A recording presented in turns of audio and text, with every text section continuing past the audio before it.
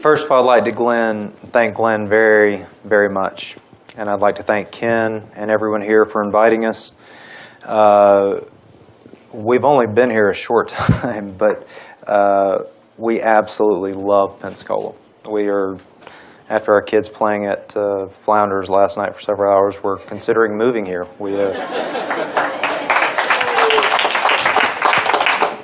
But having been through several natural disasters with John Edwards as a presidential candidate, as a senator, I know how traumatic a pending disaster is, and I just want you to know our hearts go out to you and our prayers go out to you. I also want to have a very special thank you to Glenn Sturm. Glenn was the first person, despite all the newspapers and TV reports and nationwide gossip about me, to believe in me and my family and to actively stand beside us when the world thought the worst. In the middle of the chaos, he put me and my wife on a plane to his home in Jackson Hole, and he gave us love and respect and a belief that we could speak truth to the tremendous and intimidating, scary power of John Edwards and his friends. I hope you get a chance to meet him. I hope you have someone like him in your life. He has true courage. I'd also like to say a word of love for my wife, Sherry, sitting right here, who stood by me through it all, finding solution after solution. There's no one tougher anywhere, more beautiful, or more strong.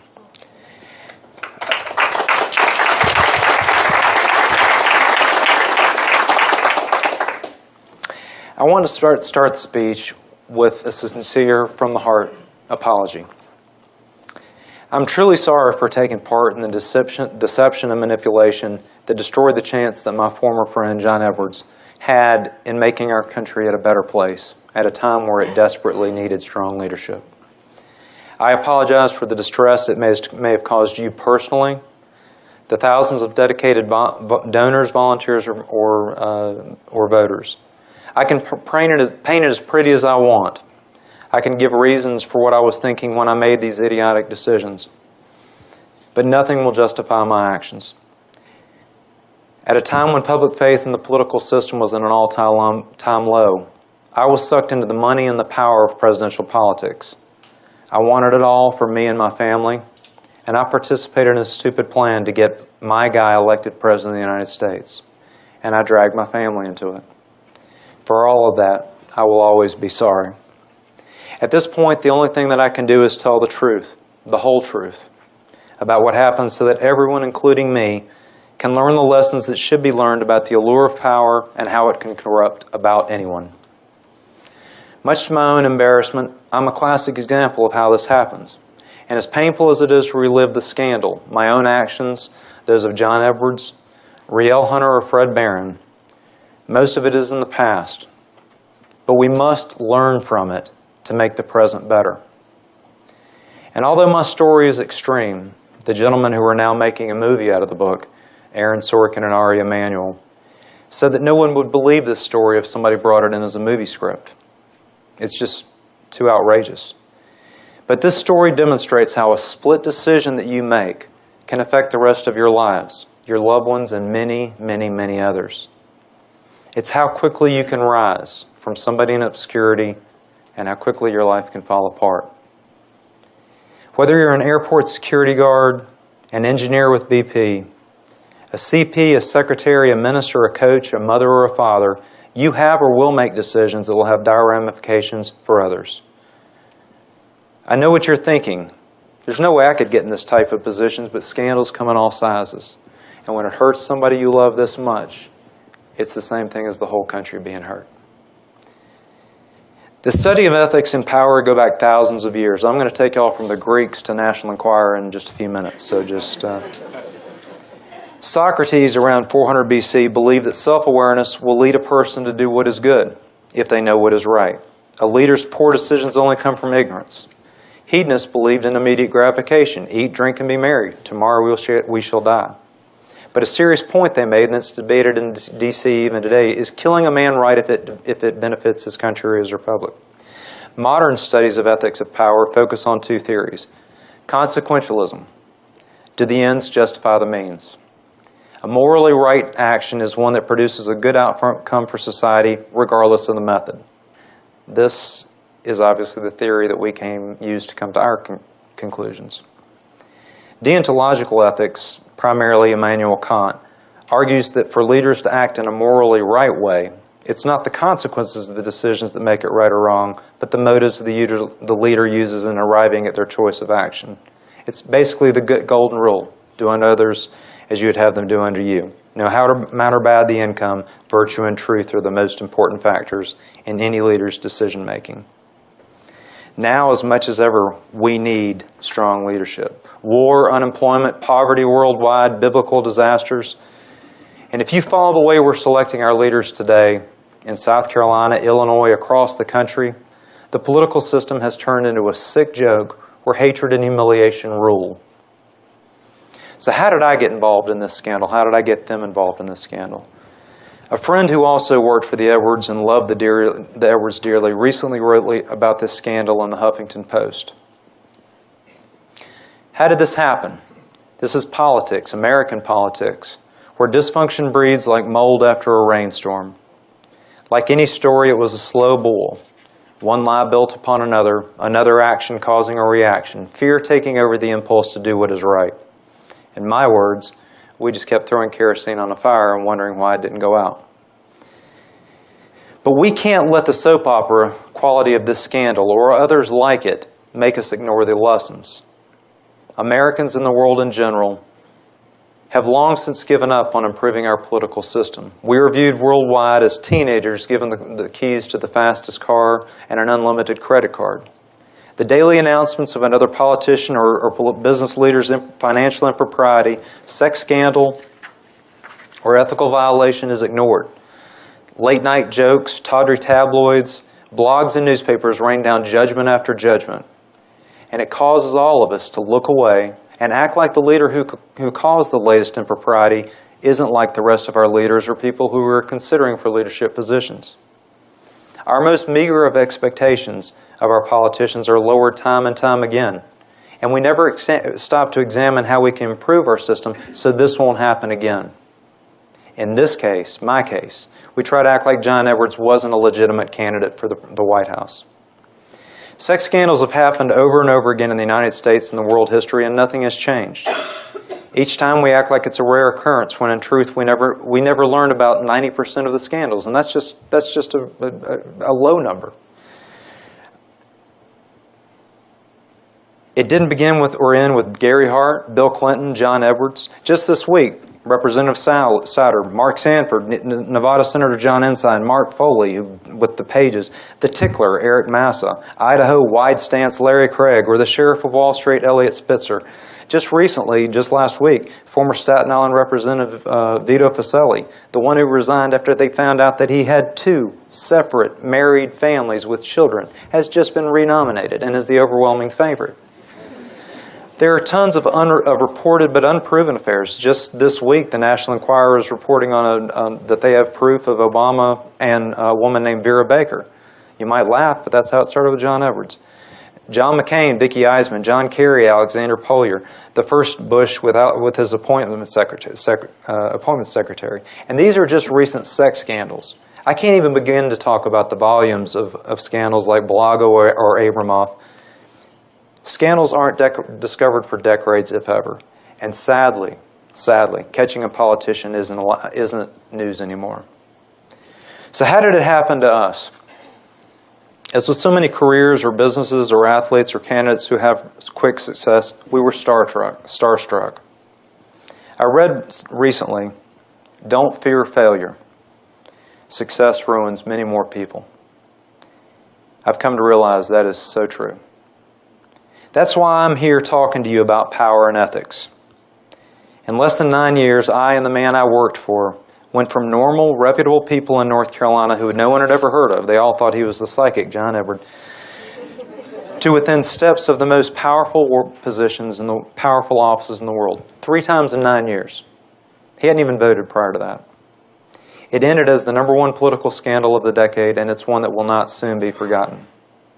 Personally, I grew up the son of a prominent minister in the violent South of the 60s, 70s, and 80s, at a time when civil rights and equal rights, when marches, riots, sit-ins, and hatred were the societal norm and on TV nightly. My father and his contemporaries stood up for the rights of minorities and women. We had crosses burned in our yard, rocks thrown through our windows, and callers regularly threatened to rape and kill my mother. My father and his friends, leaders like Governor Terry Sanford, Julius Chambers, Dr. C. Eric Lincoln, and William Friday, lived the fight in North Carolina during these times. My father, who was a redneck, born to rednecks in western North Carolina, the first in his family to go to college, was not expected to be this type of leader, especially in a socially conservative atmosphere like the prestigious Duke Chapel, where he preached for over a decade. And ironically, to the story that I'm involved in, it's also where he had an affair that ended his brilliant career in his 40s and broke my family completely apart. Growing up around these leaders, I dreamed big, and I had great expectations of helping change the world for the better. As an adult, chasing these dreams, I completely lost my perspective. And that's what happened with Edwards and with me right behind him. In 1998, when I met him, he was a good guy, with idealism just pouring out of him. I can't tell you what a great guy he was back then. The first 5 years I worked for him, he had great potential, and at the end, politics changed him. When Sherry and I first met him, he spoke to a group of powerful trial lawyers, and he swept them off their feet. His son had just recently died in a tragic accident, and he was recovering from the death. And one day he watched the movie American President. And this guy who had never voted, who had no previous experience, didn't even know what school vouchers were, decided to run for U.S. Senate with the plans of eventually running for the president. No experience. He didn't have any policies, just a call for change, hope, and help for the defenseless. If that sounds familiar, it might be. It came up in the last election. But he had charisma and he had idealism. North Carolinians didn't think he had a shot, so this crowd was kind of sparse. But after a few minutes of talking, he vividly painted a picture of those his campaign, our campaign, would be about. He actually had us all close his eyes with a line and dream about who these people would that his campaign would affect. He closed his powerful speech with a line from Gandhi, that we should be the change that we've all waited for, that we can make things better. He was elected with grand sweeping ideas that made us believe we could work nationally to help people in small personal ways. I felt like he was the JFK of our generation, that we were going to change the world. And soon, after telling my wife, after hearing him speak one time, he was going to be President of the United States, I landed a low-level job and started working my tail off. And it wasn't just me and the lawyers who were starstruck with this new man. Time magazine called him the natural. The Democrats called him the new golden boy. The New Republic said he was a once-in-a-generation talent, more gifted than Clinton. Pat Leahy called him the best debater the Senate had seen in 25 years. And Hollywood and Wall Street loved him. People magazine named him the sexiest politician alive. And overnight, he went from eating buffalo wings with me in North Carolina to having lunch with Warren Buffett, dinner with Warren Beatty and Annette Bening, and drinks with John McCain and Ted Kennedy. And drip, drip, drip, it started. John and Elizabeth Edwards both began to see themselves as larger than life and entitled to anything. And instead of seeking to serve the nation, they began to expect to be treated like royals who should be granted every wish because they were willing to share themselves with the world. And we all enabled them, sharing their bright visions of saving the world and our dreams of sharing that with them. I would go from getting gigantic donations or pulling off some minor miracle, we need a jet in 30 minutes in Port St. Lucie, to, Andrew, can you pick up Kate at the airport? I don't want her to have to take a taxi. Or one day after I'd just gotten a $2.25 million donation to permanently endow the Poverty Center at the University of North Carolina. Can you clean up my house? How about picking up a Christmas tree for us? If you don't do it, I'll have to, and I won't have time for this meeting. I love you, man. I love you. Do it for the cause. We're all sacrificing. We all acted as enablers. We took one for the cause by making excuses for broken campaign promises, ignoring constituent requests to focus on bigger matters, or did embarrassing personal favors. We rationalized this was for the cause, but it was also a once-in-a-lifetime chance to work with a viable world leader who could affect positive change. And it worked. He was fast-tracked to the presidency by us, and then by political superstars like Ted Kennedy and John McCain and others, and then by the national media. And although he was an overnight star, John was frustrated by the reality of being a senator. He found out legislating is mind-boggling slow, and that he had to spend time with the people he represented, those down-to-earth folks. He wasn't crazy about that. Fundraising took 40% of his time, and he didn't like begging for money. He had to compromise his ego and values to get anywhere or anything in the Senate. And in the beginning, he hated D.C., which is 6 square miles of ego where everyone thinks the world revolves around them. There's an old joke that the first thing every senator sees in the morning is a future president in the mirror. Soon he asked me to come to D.C. to be his assistant, and I almost got fired in my first couple of days. I accidentally was using the line reserved for other senators in the White House to call the senator. All of a sudden, the senator's private door boomed open. I had 2 phones on each ear, and the buzzer was ringing that I didn't know what it meant. And Senator Kennedy was screaming at me, holding a huge dog, about how I was keeping him from making John Edwards president because I didn't answer, and I'm paraphrasing here, the gosh darn phone.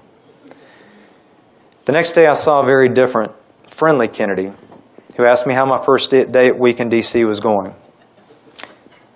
I told him he'd had a couple of bottles of wine, so he was a little bit more friendly. I told him I was working and sleeping, and it was hectic. He looked at me and replied, "Yeah, the media sure has changed things. Back when I got here," and I'm kind of like the grasshopper talking to the great man, and he says, "Back when I got here, it was civilized, civilized. We'd get our work done by 1 or 2, and then we'd be over at the White House." You know, my brother was the president back then. So, yes, I know that.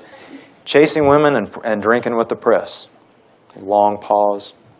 It was civilized. That was my welcome to D.C. But John Edwards decided not to stay frustrated for long. He made a gigantic national impression during his powerful speech on the Clinton impeachment hearings. Soon he was seen by pundits as the perfect politician, an almost photographic memory, disciplined, charismatic, a great fundraiser, no record to attack, and he could bring the South into contention for the Democrats. And at a time when Clinton was the dominant force in D.C., Edwards had a seemingly perfect family story, which was in strong contrast to that of the Clintons. Then, in 2000, only 1.5 years after he was elected for the first time, no previous experience, Al Gore, either, depending on who you listen to, either picked him and then changed his mind, or he was a close number 2 to Lieberman for vice president. Although he passed him over for vice president, Gore, by doing so, placed him on a national stage as a presidential contender. That night, watching the returns, and especially y'all down here in Florida, the senator and I stayed up all night watching the returns, just he and I. About 2 a.m., he began talking about running if Gore lost, about us in the White House, about us helping people worldwide. It was intoxicating, and when I left at dawn, there seemed like nothing we couldn't do, except for turning to the next page. When Gore and Lieberman lost, Edwards immediately started planning a run for the presidency. When we talked about his experience, his lack of a platform, his lack of any legislative accomplishments, how crazy it was, he said he had to go for it because the door to the Oval Office rarely cracks open. And there was truth to what he said. There was little competition because there was a huge vacuum in the Democratic Party. Edwards had that Clinton populism down, and he promised to finally start reading the daily briefing books and those little security reports that he got daily.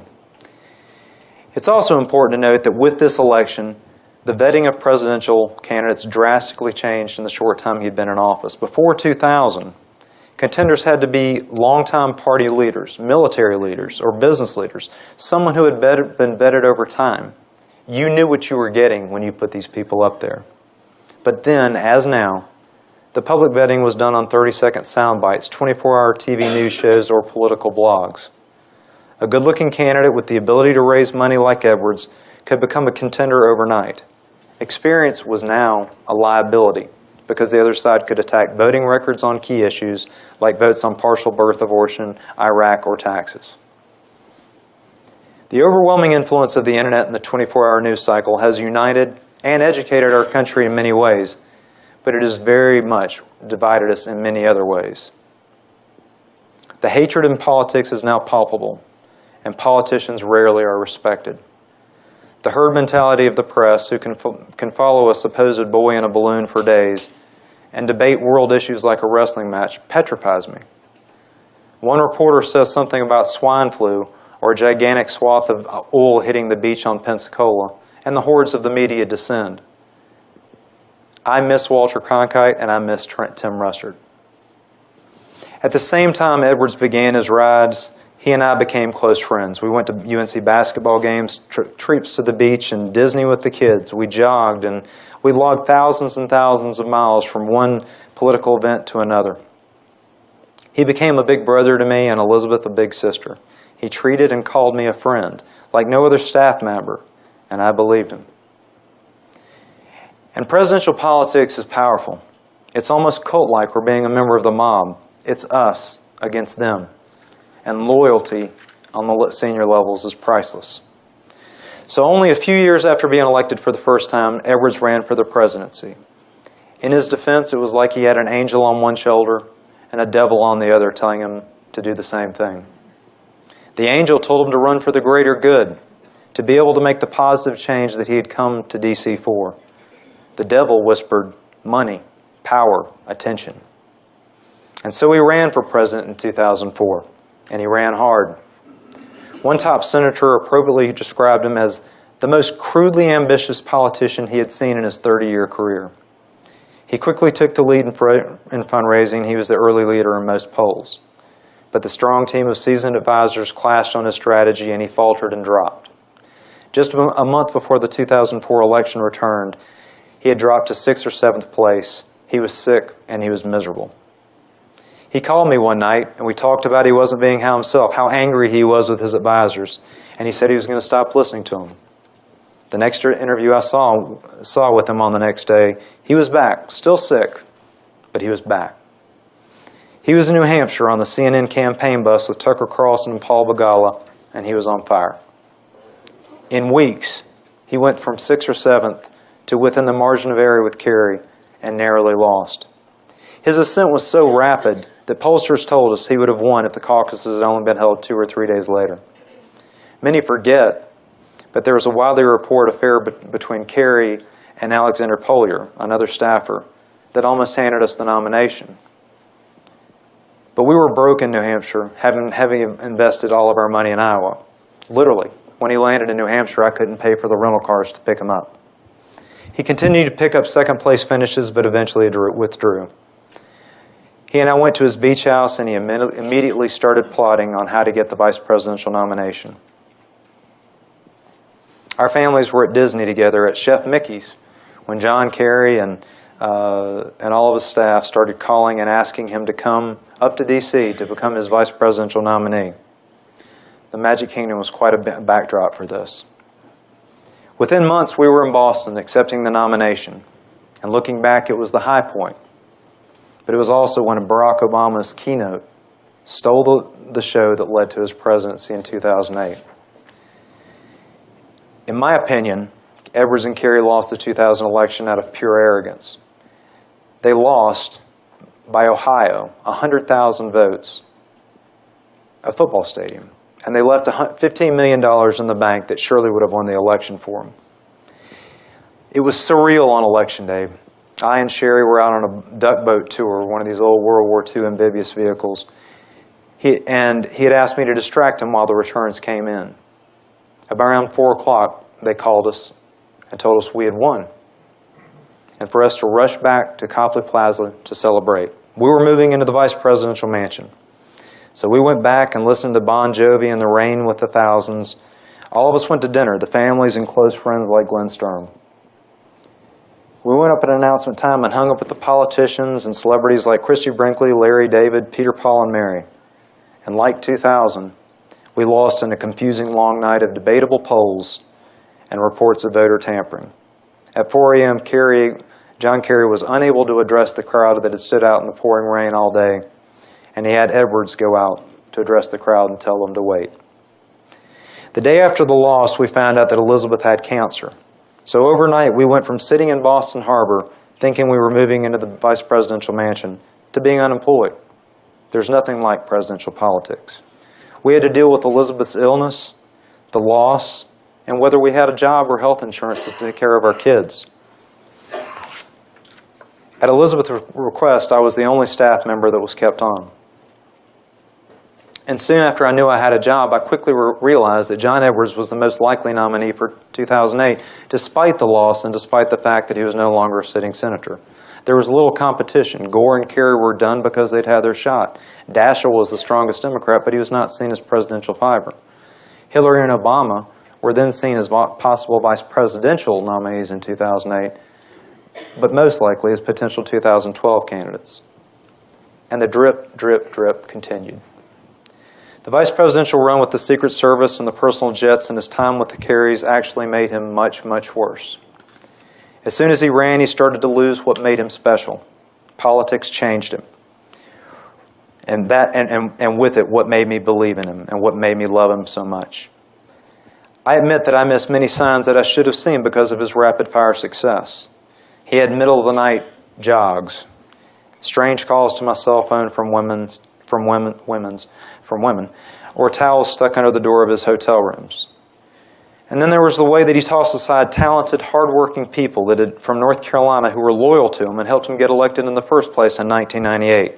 And brilliant national advisors like David Axelrod, who he called an idiot when he fired him, and is now Barack Obama's right-hand man. Or Juliana Smoot, who they fired and said similar things, who went on to raise $750 million. $750 million. To put that in perspective, in 2004, both candidates combined raised less than half that. Hardworking friends like Glenn, donors, and volunteers were completely ignored.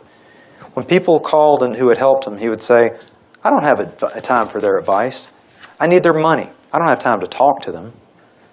So for over 2 years, from 2004 to 2006, the Edwards were treated as the first family in waiting, as they traveled the world meeting with world leaders, movie stars, and hanging out with billionaires. He even had a jacket with the number 49 for 49th president made on a leather jacket. So soon after 2004, the traits that had made him so special started to disappear, everything except for the charisma. I've often said that he had everything you could possibly want in a president, except for a platform and ethics. This new attitude led to what the staff called the 3 H's, the 30,000 square foot mansion or house, the hedge fund job, which paid him $500,000 a year for doing little for a group that opposed most of what his platform stood for, and of course the most expensive haircuts that were so widely reported. There was a 4th H dealing with Riel, but we won't talk into that. I was disappointed but not surprised when I started to figure out his affair in 2006, but I was so caught up in my own ambitions, I ignored and overlooked it. And by the time the rumors of the affair started to become public, Edwards was leading in Iowa, which has predicted 5 out of the last 7 nominees, and he was rising quickly in New Hampshire. John Edwards met Riel Hunter in early 2006 when he was doing a tour with Danny Glover with labor leaders to improve hotel wages. He and Riel slept together the first night and continue to see each other now. I never thought he had affairs until 2006. My father had suffered from an affair that broke our family apart, and I admit, I looked for it. I didn't see it. I should have. But after Riel, it's absurd for any senior staff that was around the Edwards for more than 5 minutes to say that they didn't know that something was going on. And some of these people work in high levels in the current administration. Riel is a spiritualist who believes she can foretell the future. She believes she and John's baby is a reincarnation of a Buddhist monk that died shortly before the baby was born, and that the baby is a combination of her abilities and Edwards, his charisma, and so on and so forth, and that the baby has been sent here to save the universe. Elizabeth began tracking the calls of every staffer around the Edwards, around the senator. So they used my personal cell phone to make contact with each other. After a few months, Riel told me they were sleeping together, and I became an enabler. One night he called me late from a bar to have her put on payroll. She was hired to do what she called webisodes, or a look at what a presidential campaign really is like behind the scenes. She traveled with him almost continuously until December when Elizabeth had her fired. And he became stranger and stranger. I went with him to the hospital for a procedure on one of their children. After the child was fine, he and I walked to the cafeteria for some coffee, and I suggested we call his family. He agreed, and we called his parents. Next, I suggested we call his brother, his sister, his other loved ones. He looked at me with a smirk and said, we ought to call fundraising, make some fundraising calls to top fundraisers and donors. He thought, it'll make them feel special if I call them from the hospital. It'll help them become more dedicated. I was with him as he did similar scary drop-ins at funerals just for a few minutes to make people feel that he was dedicated to them. He was scary. My relationship with Elizabeth also began to deteriorate. And I later found out that every time she got suspicious of a note, a call, anything, he blamed it on me. And because we were with each other almost all the time, it worked perfectly. Strangely, this made us close as ever. He opened up to me about his true feelings about Elizabeth and about Riel. He started to tell me way more than I wanted to know. But he was also leading in nationwide polls, and I was raising millions and millions of dollars. So I admit it was a very heady time for me. After one huge blowout screaming match with Elizabeth that canceled an event, I cleared out the VIP holding area and had a heart-to-heart with him. I told him I believed in him, that he could be a great president, and that he could affect positive change.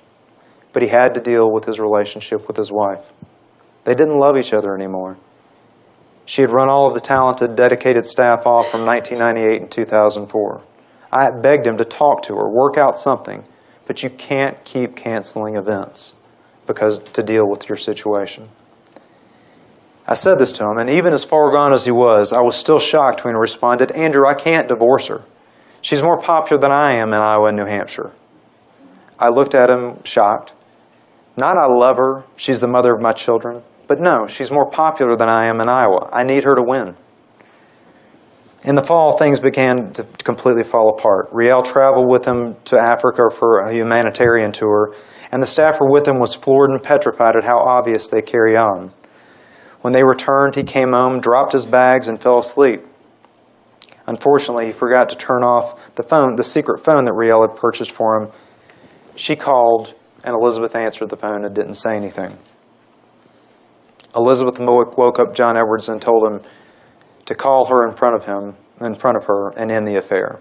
Elizabeth didn't know who it was. It was just another woman, but it was only 2 months before he announced his candidacy.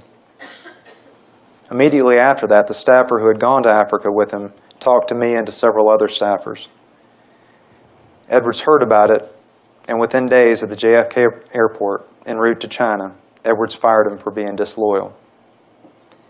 In December, he announced his candidacy dramatically in jeans and a rolled-up work shirt from the front room of a devastated home from Katrina. Elizabeth was not with him, but Riel was. That afternoon, they came back to North Carolina to have a national campaign kickoff. I picked them up about 2 or 3 p.m., and they were already drinking. They were drinking wine out of water bottles so police wouldn't notice or think anything of it.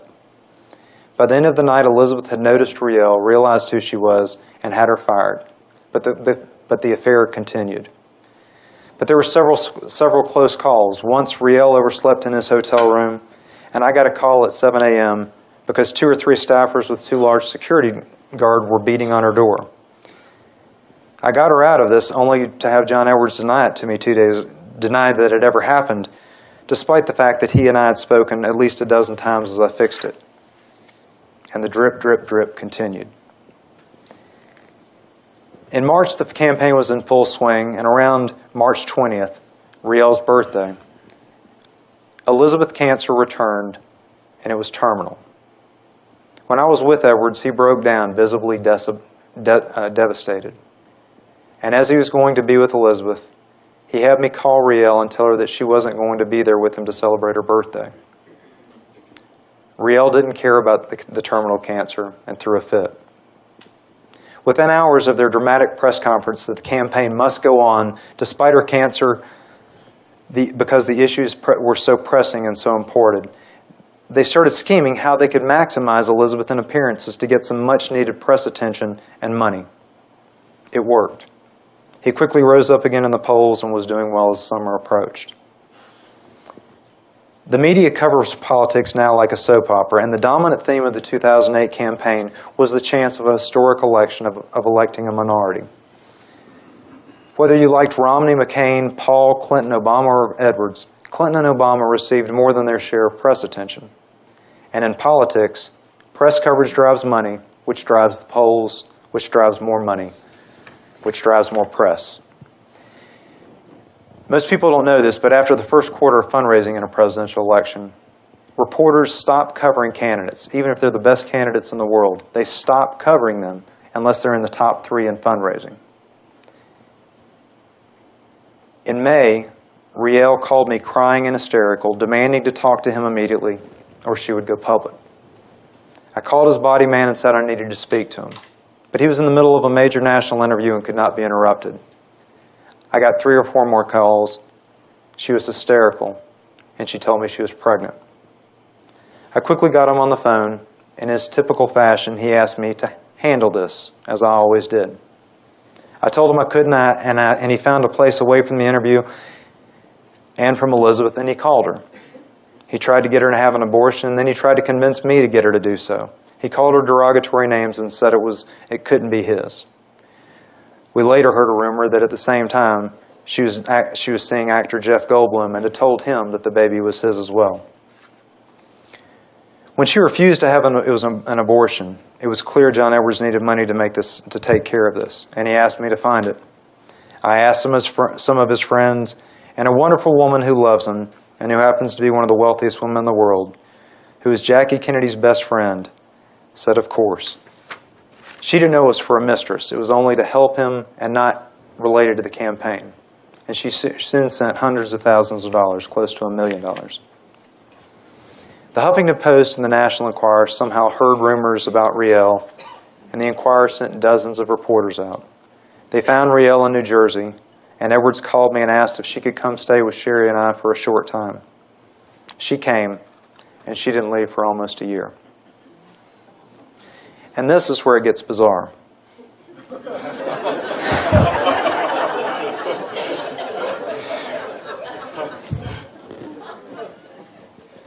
Edwards decided, since Riel was now visibly pregnant and due in a few months, for me to get a house near mine in Chapel Hill. That way, whenever he was home, he could act like he was coming to see me and actually go visit her. At this time, he was really heating up in the campaign and the polls, and Elizabeth was tremendously popular. And then the National Enquirer caught Riel and took a picture of her visibly pregnant within miles of our house and within miles of Edwards' house. We live like 2 or 3 miles apart. I should note that the mistress of the universal health care that promoted universal health care, his mistress didn't have health insurance, but that's another matter. That night they came to mine, Sherry's house, and when we caught them taking pictures of our children through the window. We knew the charade was coming to an end. And the next day while Sherry and I were in PetSmart buying a turtle aquarium, and then we went through McDonald's to get a Happy Meal for our son, Edwards asked me to claim that I was the father of the child. For any of y'all who are in a situation in the future, asking your wife in the McDonald's Happy Meal line is not a very good place to ask.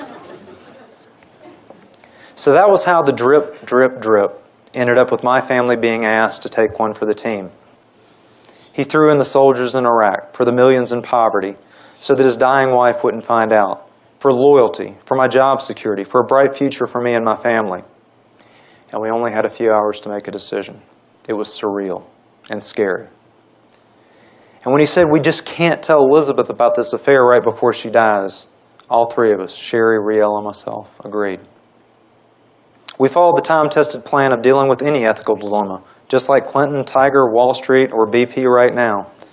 We ignored, denied, covered up, blamed others, and hired a bunch of lawyers until we were forced to tell the truth.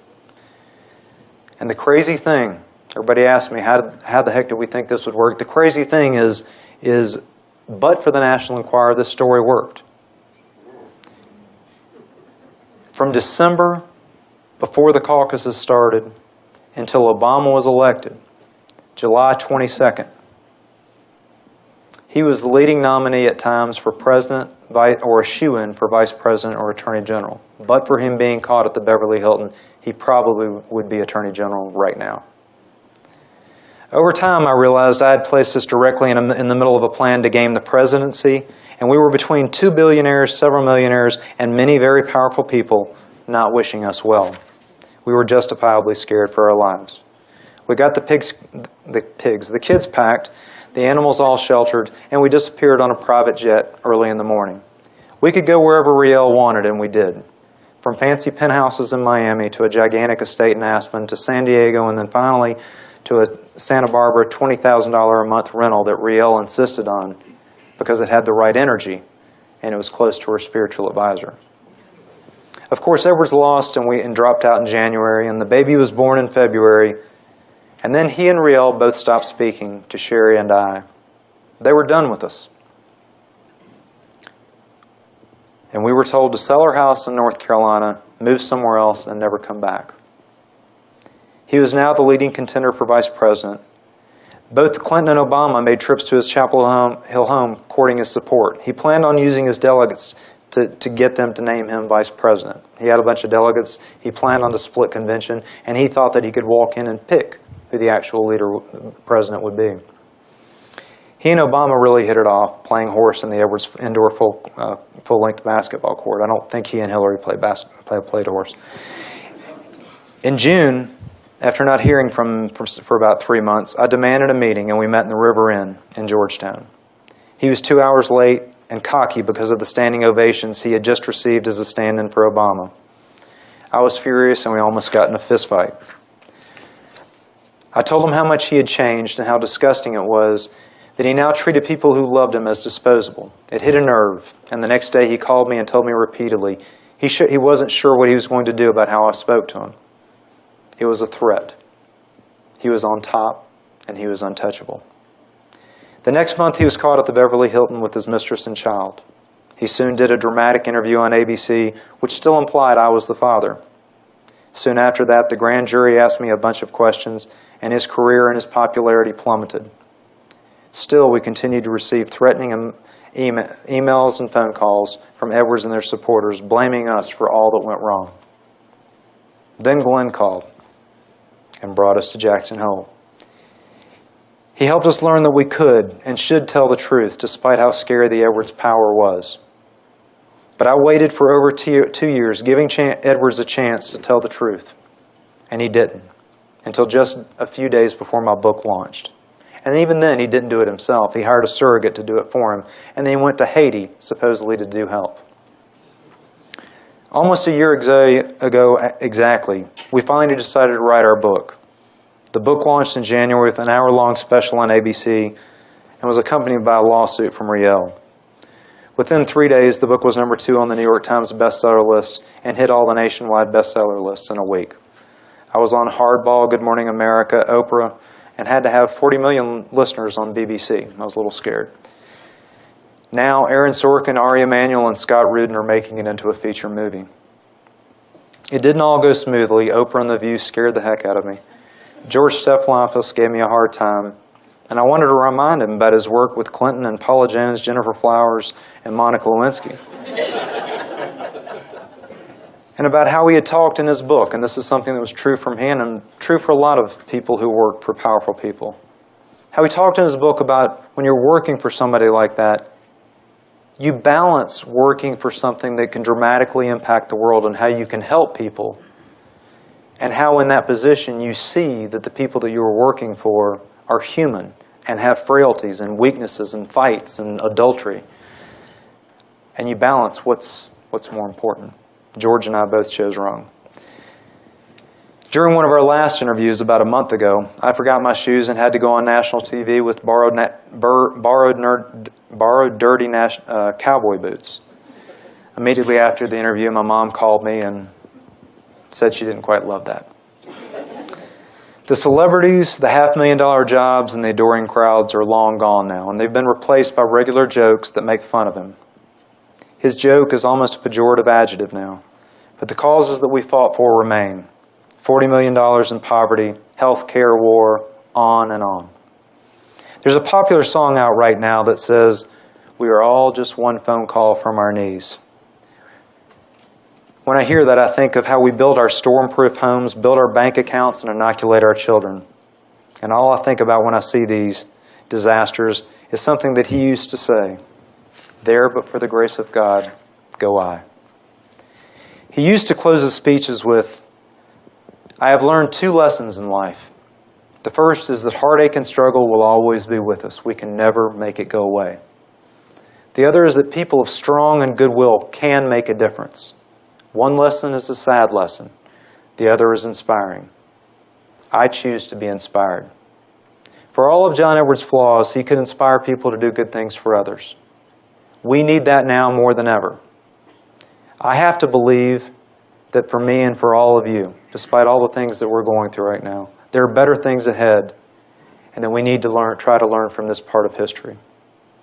A place like Washington, Wall Street, here, or Chapel Hill, our home, must start and end with integrity and leaders and their support staff. There's no shortcuts. This has lessons for us all. Power corrupts on all levels. And you too, whether you think that something like this could happen to you, it might happen on a much lower level, you too can make a decision that can impact and hurt many, many others, and do it without really thinking that it will. I hope you all have learned something from the pain that we've gone through. Thank you for having me tonight. And again, I apologize for my part in this. I'm honored to be here. And I'm happy.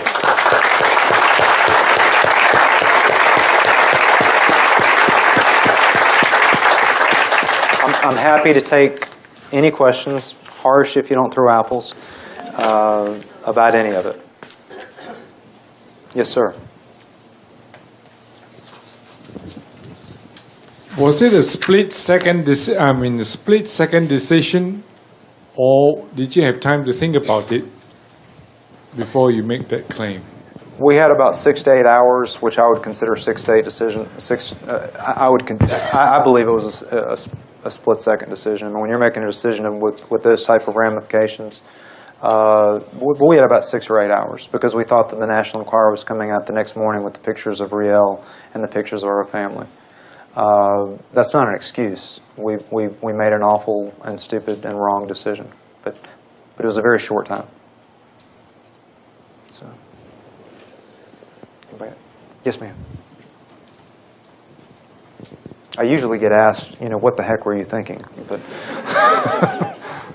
I grew up inside the Beltway in McLean, and I saw firsthand. I mean, you couldn't pull out of the driveway without hitting a politician. And you should have. So I saw what their lifestyles and their children, and Right. and you were in it for years. You pretty much knew that going to funerals and saying hi and that sort of thing, that was pretty much modus operandi Right. for politicians. So Right. that was nothing new. Right. I think it's probably easy for all of us to be revisionist and periodically vilify somebody because we had a hard time with them. Right. Should we vilify him? Should we vilify you? Should we vilify neither of you? I don't think vilifying is the answer. Both of us. I mean, I admit my culpability. It's not so black and white. But my question is, at what point did you see, or did you take off the rose-colored glasses and see, it was like a communist parade in Beijing. There was red flags everywhere. At what point did you see that parade? He had always been an arrogant man, but it was kind of different with me because like he would sit there and he would do some real asinine thing, but because I was like a little brother to him, when he was with me, he was different, and so I would. I'm not trying to evade the question. I'm trying to explain it. So I would see him do something to somebody, like when he fired Axelrod or Juliana. I was so angry. These were dear friends of mine, and they were brilliant people. But then he would turn right around and do something charming or great, and it was a mixed bag. And it was like he had split personalities. I noticed things here, and there, but that's why I use the words drip, drip, drip. It was like something would happen, and then there'd be good pauses. And then he would walk out in front of these crowds, and he would give this speech where you would just believe. You know, John Edwards had a gift that few people have of making a crowd. And some people have seen him when he looked like a used car salesman. He was either on or off. There wasn't an in-between. If you saw him when he was on, it was there. And so I guess what I'm saying is I saw several instances, and I admit that by 2006 I should have walked away. I should have, because I knew what was coming. But, you know, like in the book, I talk about I had a restaurant in my 20s that went bankrupt. And if you've gone bankrupt, you're petrified of going through that again. And now I've got 3 kids, 2 of them who were very sick, and a wife to support. I was desperate to hold on to this job, and I was desperate to have a future that could secure our future. Should I have left? Yes. Did I? No. And there were several other people who didn't. What gelled it? What gelled that moment when you said, that's it? The cancer thing. The cancer thing. I mean, it was palpable. I mean, when they did a thing, you know, announcing that she had terminal cancer, and within hours they were talking about how they were going to use it to advance themselves in the polls. It was, you know. So does that answer your question? I'm not trying to excuse my actions. I'm not at all. I should have left earlier. I can paint it, but I was wrong. So does that I'm trying to, yeah. Yeah, no, I'm not trying to vilify you. I'm just curious. Okay. We Yeah. need to go on to I a wish I different could question. pinpoint one thing. I'm sorry. Yes, sir. What is your message today to business leaders, or more importantly, our youth, about maintaining ethical standards? Well, my message, you know, I'm not going to try to say that I'm the one to talk to about ethical standards. What I think that can come out of this is that there is, with, you know, the political system, with the news and the internet and everything, has so dramatically changed how we elect all our leaders, local all the way up. I think the first thing that we need to do is stop letting just people randomly decide they want to run for office. All of us, if we know somebody who is good, go after them and push, pull, drag them to run for office. Politics has become a system of multimillionaires who are just running for office for the fun of it. If you know somebody who has the ability and the ethics and believes in things, ask them to run, beg them to run, and support them when they do. If you don't do that, and you're left with these with the 2 or 3 decisions that we have to choose between somebody, ask both sides the hard questions. You know, we ask them about how they feel about school or this or that. Ask them difficult questions, both sides, your candidate and the other one. And I think that there's also, you know, there's transparency on that side, but there also has to be a transparency on the other side. Do you really want to elect somebody who is holier than thou to run in politics? I mean, it's a dirty game. You know, Barack Obama dealt with his drug use, and he went on early on, and he went on to become president of the United States. Giuliani dealt with a lot of issues, and he's still considered a viable candidate in a number of regards.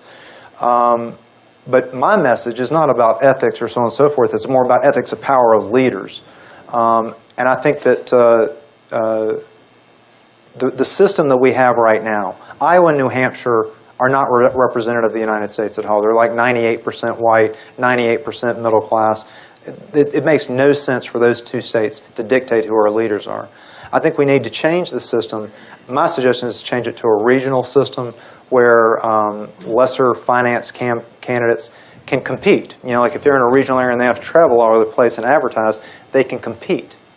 And we could do it within 15 days and do it and rotate it. So like the first time it's in the southeast, next time southwest, so on and so forth. But there are several ways for us to change the political system so it makes more sense. A uniform ballot for federal elected officials. I mean, it's just absurd. And for voter fraud to have occurred the way that it did here in 2000, Ohio in 2004, it's just absurd that we haven't done something to make it better. Does that answer your question? I'm not going to pretend to answer about ethics because I'm strict ethics. Yes, sir. I'm sorry, then I'll come right here. Y'all, everybody here would know a lot more about that than me. Well, I read a lot about your background, and it's very unfortunate that your split-second decision caused you so much hurt and pain for yourself and your family. But I would like to know what is your strategy now for repairing yourself? I mean, where do you go from here? What do you do next now that you have hit that point in your life? This is going to sound kind of cheesy, and I ended up writing the book. We started writing it for our kids. We never thought anybody would buy it. We sure as heck never thought it would be on the top of the New York Times bestseller list. At the end of the book, my father died right in the middle of this.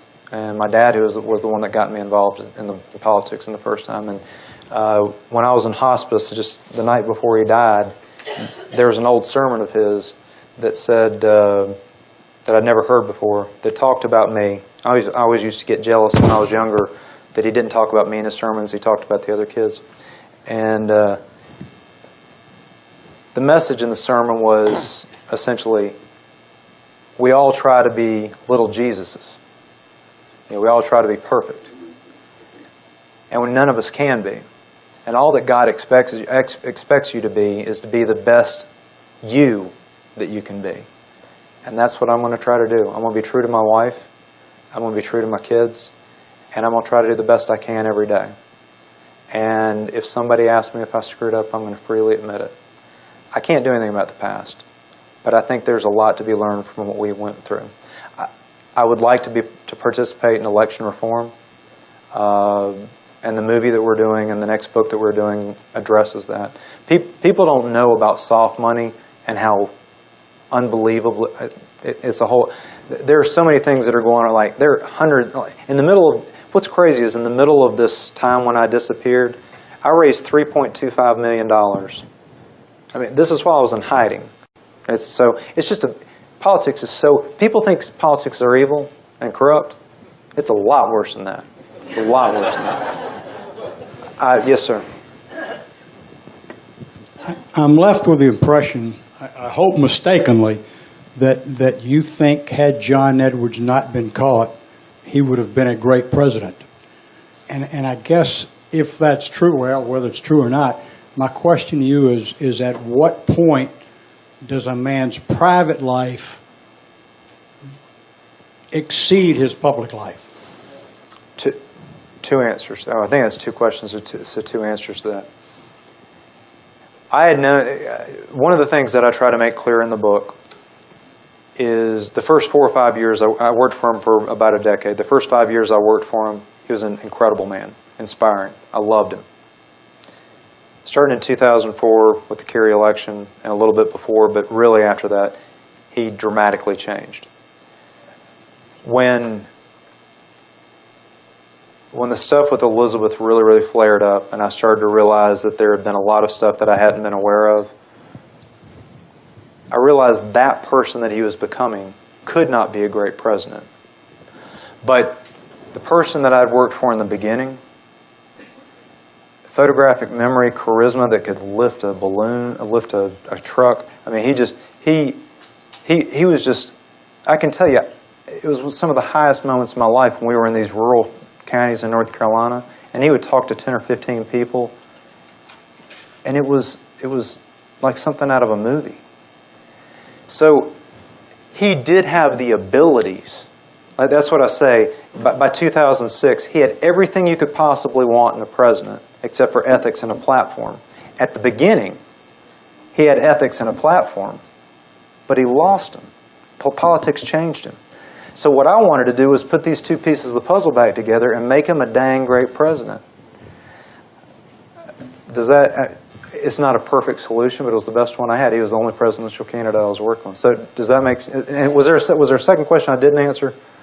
Just given everything that's going on, not just with him, but with everybody else, and the first thing that appears to occur when a person's integrity is challenged is it's not to fight for his integrity, but to fight for the viciousness in which whoever brought the thing out In other words, to turn the tables. Right. What I did may have been wrong, but what you did by making it public knowledge is worse. Right. I don't disagree with that. The only thing that I would say to you is, and this is not now, but what our thinking then was, when they asked us to do this, they convinced us that they had evidence that every other viable presidential candidate had similar scandals.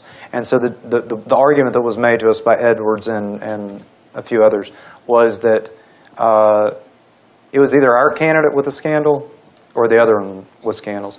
And since then, almost all of them have come out. And, you know, when you've spent 10 years and so, I'm not saying it makes, but politics in D.C. is rampant with scandals. And you just hope that you're, as much as I despise John Edwards by 2006, 2007 personally, I violently believed in the causes he espoused. And he was that representative. You know, I mean, I was truly touched by some of the education programs that we did, adopting high schools of dirt poor kids, the poverty tour that, you know, took up on what Bobby Kennedy did and LBJ did. I wanted to make those things continue, and I wanted to be a part of it, but it wasn't right. Time for one more question. Yes, sir. Back there in the back. Thank you very much. I'm sorry, you probably covered this, and I probably missed it, but when you admitted paternity, did you volunteer or were you asked? And if you were asked, what kind of pressure was put upon you? I should have my wife take that, but she might throw something at me. No, we were at PetSmart buying a turtle aquarium and then going through the Happy McDonald's meal line for our kids when we were asked. And John Edwards is one of the most convincing people you'll ever want to meet.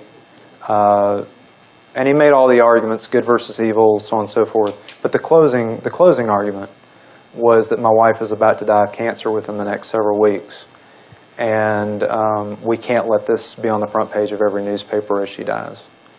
And after he said that, we all agreed. It was about a 6 or 8 hour period from the initial thing to then. So we were asked, begged, cajoled. But that doesn't make it better. We made a stupid decision. I keep saying that. But so I can take one more, or it's up to y'all. Whatever. All right. This time really is the last one. Yeah, okay. Whoever you, yes, ma'am. I think you addressed some of this about some of the reform you'd like to see and how things are done. But would you talk a little more about how you sort of commented about, you know, power corrupting? So short of, you know, the obvious act of raising our children to know more. So when they're in these positions. Well, that's a long-term solution. That's not a short-term solution. Yeah, that's, I mean. Yeah, but how do we keep people in office who, as you said, he started out wonderfully. I mean, you loved his platform. He had all of the tools. And how do we help, how do people not buy into the power and become corrupted by it all? I think there's a couple things. One, I think that people that contact and work with and write in about politicians, journalists included, the vitriol needs to be removed. We need to demand that networks like Fox, NBC, CNN report the news, not their opinions. Because what it is right now, the politicians, from state senators to presidential candidates to senators, respond to this, and it's no longer about the issues, it's about us versus them. And what that leads to, and what's crazy is in D.C., these guys will be screaming at each other on hardball, and then an hour and a half later they'll be having drinks at the Monocle together playing cards. And it's just a show like wrestling. I mean, it's crazy. And so I think the first thing that I would say is, one, demand that the media go back to treating politics not like a soap opera, but an issue-oriented that affects all of us. Get the hatred out of it, and put respect back into it. The second thing that I would argue is that we need real vetting of all candidates. There ought to be a basic form that everybody who wants to run for president has to fill out. I have to fill it out to get a YMCA card. And I think that the debates have become ridiculous now. We have 12 or 13 people up there in the early debates, and it's a waste of time. We need to have the debates start early so that by the end of it, we really know who it is that we want to represent. I have a crazy idea that a lot of people disagree with, and there's a lot of legal problems with it. But I think that, but it's something that could get worked through. Right now, we are ended up left with 2 candidates for major offices. I'm not suggesting a third party, but I'm suggesting that whoever is the third most popular candidate, whichever party they're in or whether they're in a party or not, that they get not public funding because we don't have the money to do it. And I know this is crazy and people are going to... But we demand that the top 2 candidates give 5 or 10% of however much they raise to this third candidate. That can be that. I'm sorry. Well, there's a lot. It's not working now. It's not working. I'm sorry. It's not working now. But it would never be passed. But it could work. And that third tier candidate might not win. But he could inject the arguments that are left out. Because what it is right now, the candidates run to the right or run to the left to get elected. And then they run to the middle to win the general. And if we have a third tier candidate, you know, I never thought that Barack Obama would win North Carolina. I grew up in Jesse Helms, with Jesse Helms in North Carolina. So things can change, but it'll only change if people get involved. And we were talking last night about, we've been through several disasters, and we were talking about what y'all are going through right now here. I would encourage y'all have. Collectively, y'all have so much power, and this place has so much brain power. You know, being somebody who worked with John Edwards through several disasters, let me tell y'all, when y'all call, email, write, Facebook, Twitter, their offices and shut them down, they get scared. They get scared. So I would encourage y'all with this. After what y'all went through last week, and this Herb, we went to the restaurant the other night. They were like, it looked like our house, 20 media trucks outside. I would encourage y'all, use every organization you're in, whether it be your church, AARP, anybody that has a substantial numbers, to call not just your local leaders. Call people in Iowa. Call people who are thinking about running for president. Call, email, text them. Write a script for other people to send and bombard the heck out of them. And demand town halls and demand accountability for how the money's being spent. It's beyond me why the local money that BP's spending is not being given to the local people. Y'all know this area better than BP does. But that's just my personal opinion. On that note, let's thank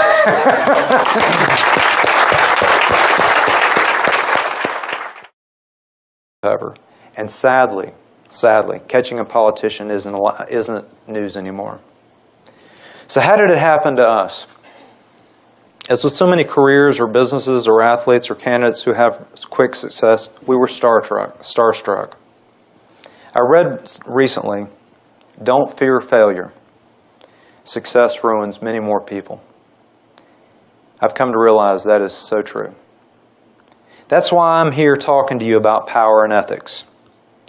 In less than 9 years, I and the man I worked for went from normal, reputable people in North Carolina who no one had ever heard of, they all thought he was the psychic John Edward, to within steps of the most powerful positions and the powerful offices in the world. 3 times in 9 years. He hadn't even voted prior to that. It ended as the #1 political scandal of the decade, and it's one that will not soon be forgotten. Personally, I grew up the son of a prominent minister in the violent South of the 60s, 70s, and 80s, at a time when civil rights and equal rights, when marches, riots, sit-ins, and hatred were the societal norm and on TV nightly. My father and his contemporaries stood up for the rights of minorities and women. We had crosses burned in our yard, rocks thrown through our windows, and callers regularly threatened to rape and kill my mother. My father and his friends, leaders like Governor Terry Sanford, Julius Chambers, Dr. C. Eric Lincoln, and William Friday, lived the fight in North Carolina during these times. My father, who was a redneck, born to rednecks in western North Carolina, the first in his family to go to college, was not expected to be this type of leader, especially in a socially conservative atmosphere like the prestigious Duke Chapel, where he preached for over a decade.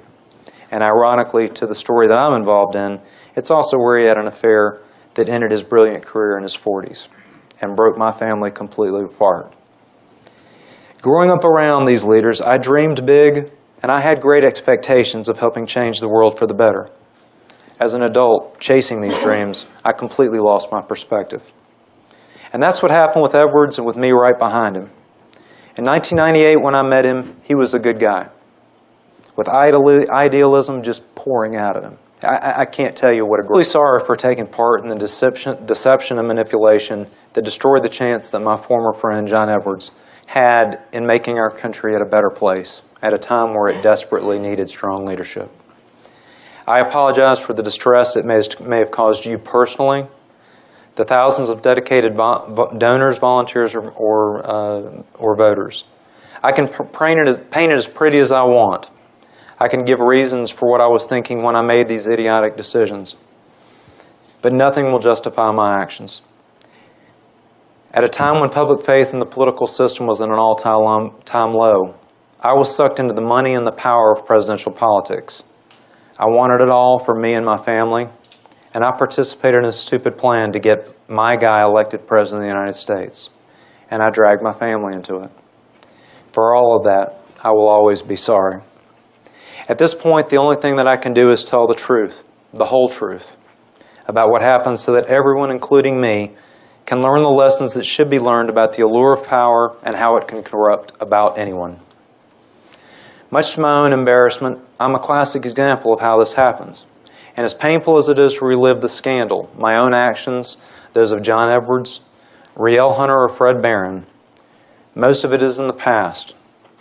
But we must learn from it to make the present better. And although my story is extreme, the gentlemen who are now making a movie out of the book, Aaron Sorkin and Ari Emanuel, said that no one would believe this story if somebody brought it in as a movie script. It's just too outrageous. But this story demonstrates how a split decision that you make can affect the rest of your lives, your loved ones, and many, many, many others. It's how quickly you can rise from somebody in obscurity and how quickly your life can fall apart. Whether you're an airport security guard, an engineer with BP, a CP, a secretary, a minister, a coach, a mother, or a father, you have or will make decisions that will have dire ramifications for others. I know what you're thinking. There's no way I could get in this type of positions, but scandals come in all sizes. And when it hurts somebody you love this much, it's the same thing as the whole country being hurt. The study of ethics and power go back thousands of years. I'm going to take you all from the Greeks to National Enquirer in just a few minutes. So Socrates, around 400 BC, believed that self-awareness will lead a person to do what is good if they know what is right. A leader's poor decisions only come from ignorance. Hedonists believed in immediate gratification. Eat, drink, and be merry. Tomorrow we shall die. But a serious point they made, and it's debated in D.C. even today, is killing a man right if it benefits his country or his republic. Modern studies of ethics of power focus on two theories. Consequentialism. Do the ends justify the means? A morally right action is one that produces a good outcome for society regardless of the method. This is obviously the theory that we use to come to our conclusions. Deontological ethics, primarily Immanuel Kant, argues that for leaders to act in a morally right way, it's not the consequences of the decisions that make it right or wrong, but the motives the leader uses in arriving at their choice of action. It's basically the golden rule: do unto others as you would have them do unto you. No matter bad the income, virtue and truth are the most important factors in any leader's decision-making. Now, as much as ever, we need strong leadership. War, unemployment, poverty worldwide, biblical disasters. And if you follow the way we're selecting our leaders today, in South Carolina, Illinois, across the country, the political system has turned into a sick joke where hatred and humiliation rule. So how did I get involved in this scandal? How did I get them involved in this scandal? A friend who also worked for the Edwards and loved the Edwards dearly recently wrote about this scandal in the Huffington Post. How did this happen? This is politics, American politics, where dysfunction breeds like mold after a rainstorm. Like any story, it was a slow boil. One lie built upon another, another action causing a reaction, fear taking over the impulse to do what is right. In my words, we just kept throwing kerosene on a fire and wondering why it didn't go out. But we can't let the soap opera quality of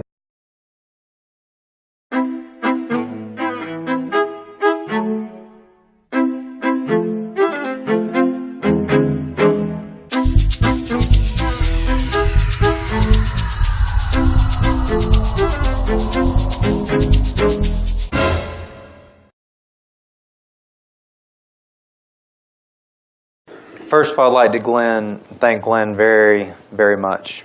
And I'd like to thank Ken and everyone here for inviting us.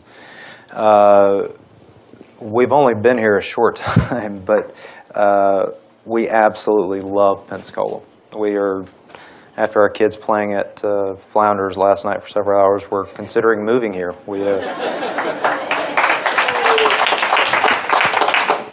But having been through several natural disasters with John Edwards as a presidential candidate, as a senator, I know how traumatic a pending disaster is, and I just want you to know our hearts go out to you and our prayers go out to you.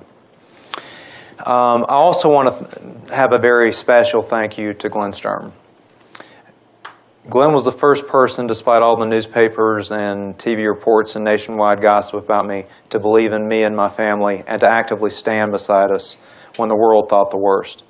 In the middle of the chaos, he put me and my wife on a plane to his home in Jackson Hole, and he gave us love and respect and a belief that we could speak truth to the tremendous and intimidating, scary power of John Edwards and his friends. I hope you get a chance to meet him. I hope you have someone like him in your life. He has true courage. I'd also like to say a word of love for my wife, Sherry, sitting right here, who stood by me through it all, finding solution after solution. There's no one tougher anywhere, more beautiful, or more strong.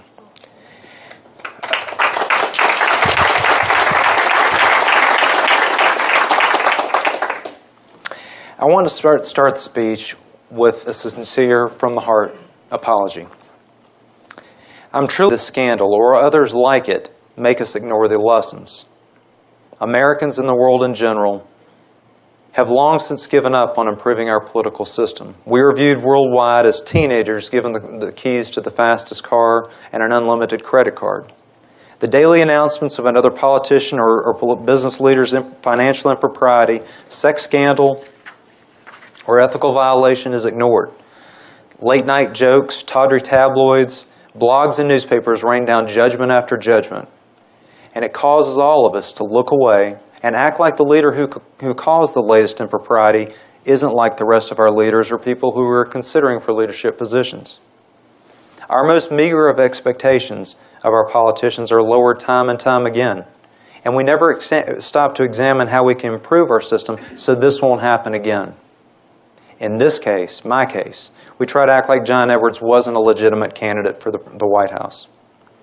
Sex scandals have happened over and over again in the United States and the world history, and nothing has changed.